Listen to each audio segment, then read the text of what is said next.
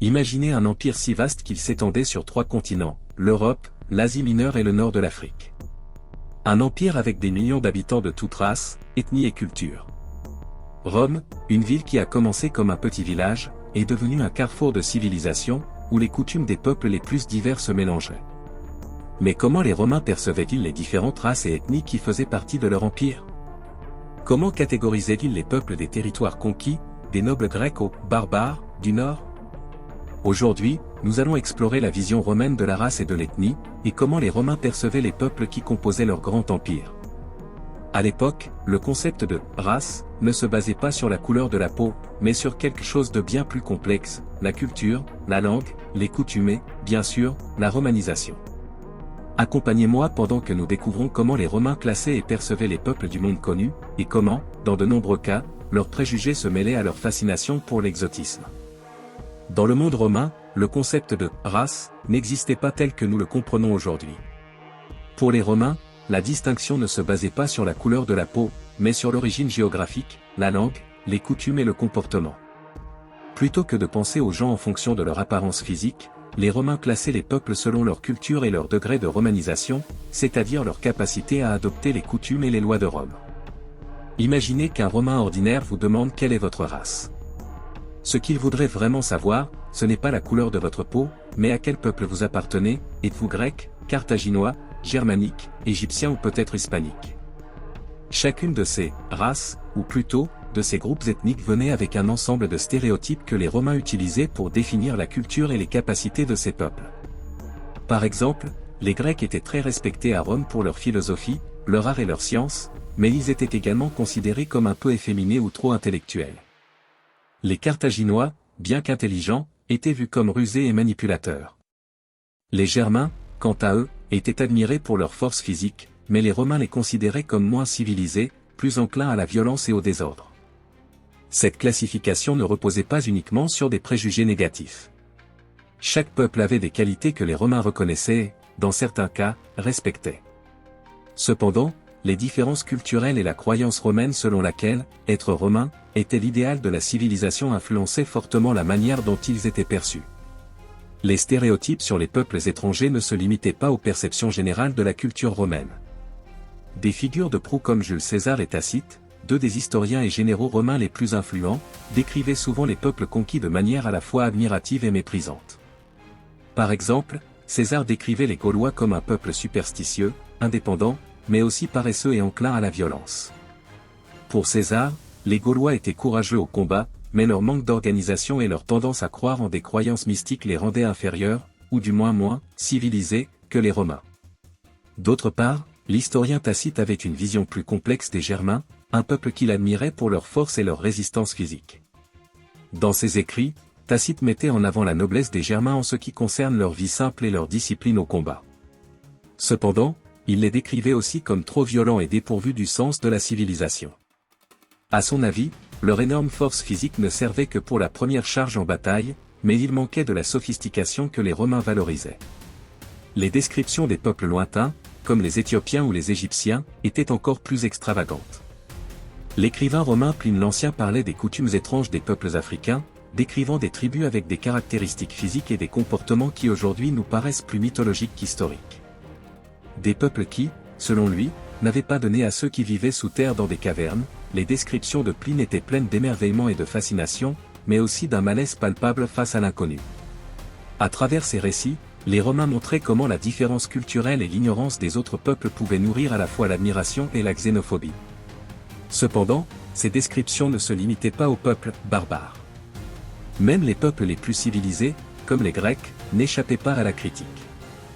Malgré les différences culturelles, Rome était incroyablement pragmatique lorsqu'il s'agissait d'intégrer les peuples conquis. Si un peuple adoptait les coutumes, la langue et les lois romaines, il pouvait être considéré comme faisant partie du monde romain, quelle que soit son origine ethnique ou raciale. Ce processus d'assimilation culturelle a été essentiel à l'expansion et à la stabilité de l'Empire, et c'est ce que les Romains appelaient la romanisation. Être romanisé ne signifiait pas seulement adopter la langue latine, mais aussi embrasser les valeurs romaines de citoyenneté, d'organisation sociale et politique. Rome permettait aux peuples conquis de conserver de nombreuses coutumes locales, mais les encourageait à suivre leur système de loi, à construire des villes avec une architecture romaine, à adopter le panthéon des dieux romains, et à s'intégrer dans leur armée et leurs institutions. Par exemple, les citoyens romains des provinces ne bénéficiaient pas seulement de la protection de l'Empire, mais pouvaient également obtenir certains droits politiques. Dans les provinces d'Hispanie et de Gaule, de nombreuses personnes ont réussi à obtenir le statut de citoyen romain, ce qui leur permettait de participer à la politique romaine et d'accéder aux avantages du système. Ce processus de romanisation a contribué à unifier l'Empire, malgré sa diversité ethnique incroyable. Les Romains comprenaient que l'intégration culturelle était essentielle pour maintenir le contrôle et favoriser la stabilité. Cependant, l'adoption de ces coutumes n'a pas toujours été facile. Il y a souvent eu un mélange des cultures locales avec les cultures romaines, ce qui a conduit à une fusion intéressante des traditions. Ainsi, la romanisation des peuples de l'Empire n'était pas seulement une question d'accepter un nouvel ensemble de normes, mais aussi de participer activement à la vie de Rome. Ceux qui le faisaient pouvaient faire partie du monde romain, indépendamment de leurs origines ethniques. Bien que Rome fût un empire incroyablement diversifié et flexible sur le plan culturel, la xénophobie n'était pas absente. Comme dans toute société impériale, les tensions entre les Romains et les étrangers pouvaient être évidentes, surtout en période de changement ou de migration massive. À mesure que l'Empire grandissait, et particulièrement pendant la grande migration des peuples germaniques, une animosité croissante s'est manifestée envers les peuples barbares qui arrivaient aux frontières de Rome. Un exemple clair de ces tensions est la réaction des Romains face aux Goths, qui commencèrent à s'installer dans l'Empire au cours du VE siècle de notre ère. Beaucoup de Romains voyaient les Goths et d'autres peuples germaniques comme des envahisseurs, et la xénophobie qu'ils ressentaient à leur égard se manifestait même dans les lois. Le Code de Théodose, un ensemble de lois de l'Empire, interdisait l'utilisation des pantalons, un symbole associé aux Goths, ainsi que d'autres aspects de leur tenue, créant une distinction claire entre civilisés et barbares. Ces tensions ont atteint un point critique lorsque, au VE siècle, les Goths, sous la direction d'Alaric, ont pillé Rome. Les Romains, effrayés et embarrassés, ont formé des foules pour attaquer les Goths au sein de leur propre rang, montrant ainsi comment même les peuples faisant partie de l'Empire pouvaient être perçus avec méfiance et haine, simplement à cause de leurs origines ethniques. Cependant, cette xénophobie n'était pas une caractéristique exclusive des Romains. Malgré les lois discriminant les peuples étrangers et l'hostilité croissante envers les Goths, Rome restait un endroit où, en fin de compte, ce qui comptait le plus était le comportement et la volonté de se romaniser. Si l'on parlait le latin ou le grec, si l'on adoptait les coutumes romaines et si l'on respectait les lois de Rome, on pouvait être accepté, peu importe d'où l'on venait. En fait, les Romains avaient une contradiction intéressante, bien qu'ils rejetaient parfois avec véhémence les peuples étrangers, ils montraient également une remarquable flexibilité culturelle envers ceux qui étaient prêts à adopter leur mode de vie. Cette paradoxe reflète comment la vision de Rome sur les races et les ethnies était, à bien des égards, plus complexe qu'un simple rejet ou une acceptation. À travers l'histoire de l'Empire romain, nous pouvons voir un mélange fascinant d'ouverture et d'exclusivité. Les Romains, avec leur vaste empire et leur incroyable diversité, ont créé un système où la culture et le comportement comptaient avant tout.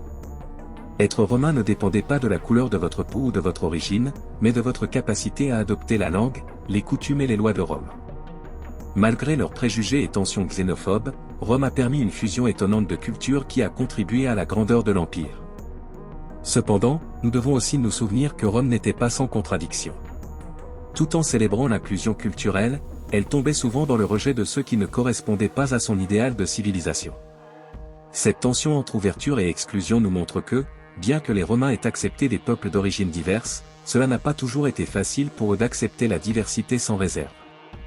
En fin de compte, ce que nous pouvons apprendre de la Rome antique, c'est que les idées sur la race, l'ethnie et la civilisation sont toujours plus complexes qu'elles n'en ont l'air à première vue. À travers l'histoire, comme à Rome, les définitions de « nous » et « nous » ont été façonnées par une série de facteurs, des différences culturelles aux stratégies de pouvoir. Maintenant, je te demande, qu'en penses-tu ? Penses-tu que Rome était un exemple de tolérance, ou simplement un empire qui a exploité sa diversité pour renforcer son pouvoir ? Laisse-nous ton avis dans les commentaires, et n'oublie pas de t'abonner pour découvrir encore plus de choses sur l'histoire fascinante de l'Empire romain.